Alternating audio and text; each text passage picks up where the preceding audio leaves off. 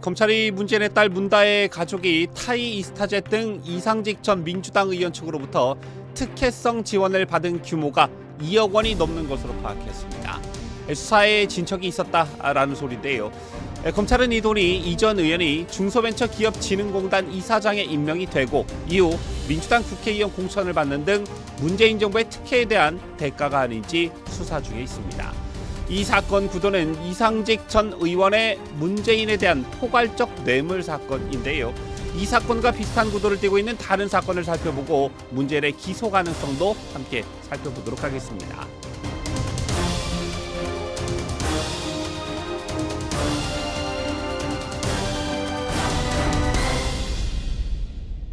시청자 여러분 안녕하십니까? 뉴스데일리 베스트 민앵커입니다. 문재인의 전사위 서씨의 타이 이스타젯 특혜 취업 의혹, 다른 이름으로는 문재인의 딸 문다의 가족의 태국 이주 지원 의혹 이렇게도 불리는데요.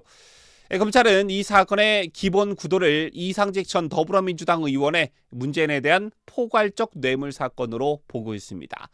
항공사 근무 경력이 전무한 서 씨가 타이 이스타젯 전무로 취업한 것과 매달 받은 급여를 비롯한 태국 정착 지원을 받은 것 등이 정치적 현안을 안고 있는 이상직 전 의원과 당시 대통령이었던 문재인 사이에 오간 사실상의 뇌물 성격이라는 게 그 핵심인데요. 포괄적 뇌물죄란 광범위한 대통령의 직무 권한을 고려해 청탁의 유무, 개개 직무행위의 대가적 관계, 직무행위 특정 여부와 관계없이 뇌물이 성립할 수 있다라는 그런 법리입니다. 지난 과거에 어떤 사례가 있었는지는 잠시 후 살펴보기로 하고 오늘 이런 보도가 있었습니다.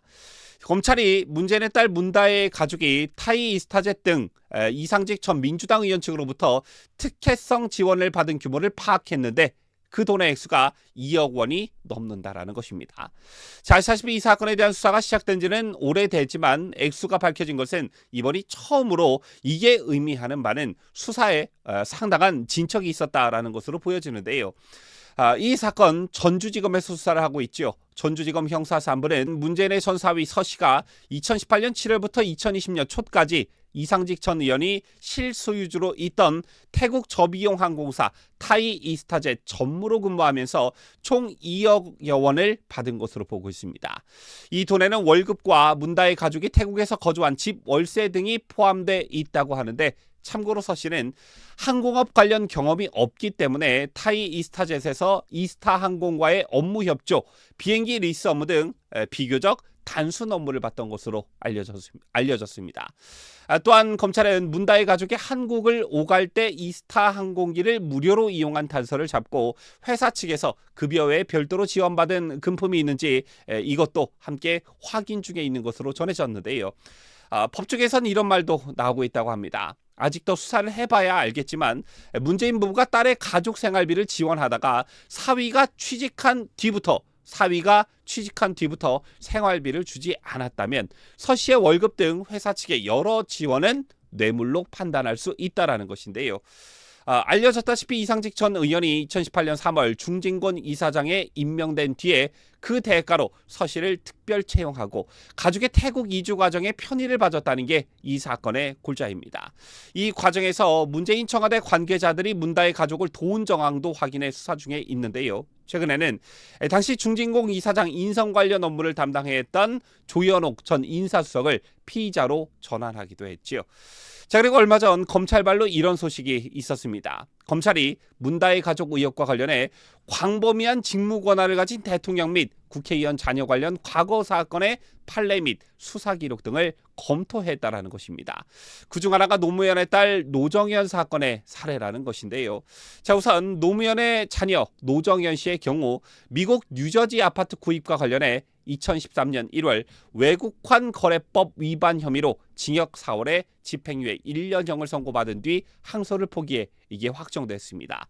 당시 판결문에 따르면 노 씨는 2007년 10월 미국 시민권자이자 미국 변호사인 경모 씨로부터 뉴저지주 웨스트 뉴욕의 한 아파트를 220만 달러에 구입하기로 계약하고 40만 달러를 지급했습니다.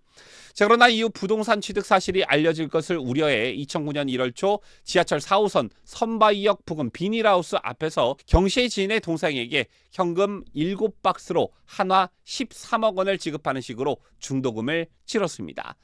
법원에 따르면 당시 이 돈을 전달한 건 권양숙 씨의 친척이었다고 하는데요. 노씨 아파트 구입 자금 40만 달러 13억 원의 출처와 관련한 의혹은 2009년 대검찰청 중앙수사부의 노무현 대통령 불법 자금 의혹 수사 당시 불거졌습니다.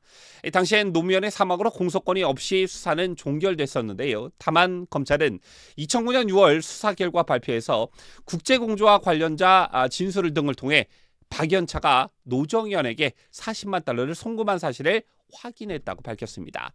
자, 그러다가 2012년 1월 한 보수단체가 노씨 관련 불법 환치기 의혹을 고발하면서 검찰은 같은 해 8월 노씨를 외국환거래법 위반 혐의로 불구속 기소했습니다.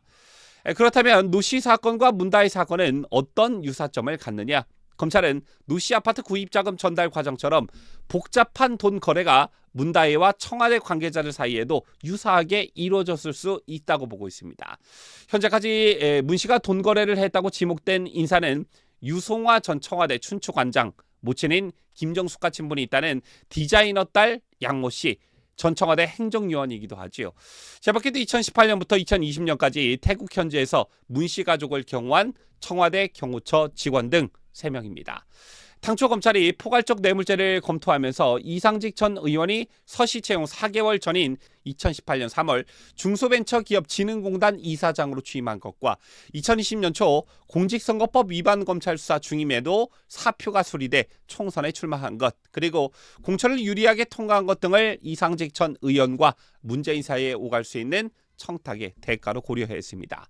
자, 이 때문에 문다혜와 당시 청와대 관계자들이 거래한 금전 역시 출처, 거래 목적, 거래 절차 등에 비춰볼 때 뇌물 성격이나 외국환 거래법 위반 등 위법성이 있는지가 사건의 중심으로 떠오르고 있는 것입니다.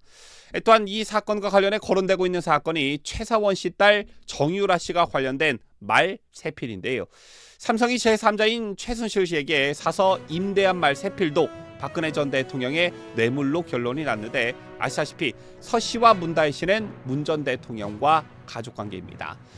지금까지 저는 자유대한민국을 수호하는 뉴스데일리 베스트 민앵커였습니다.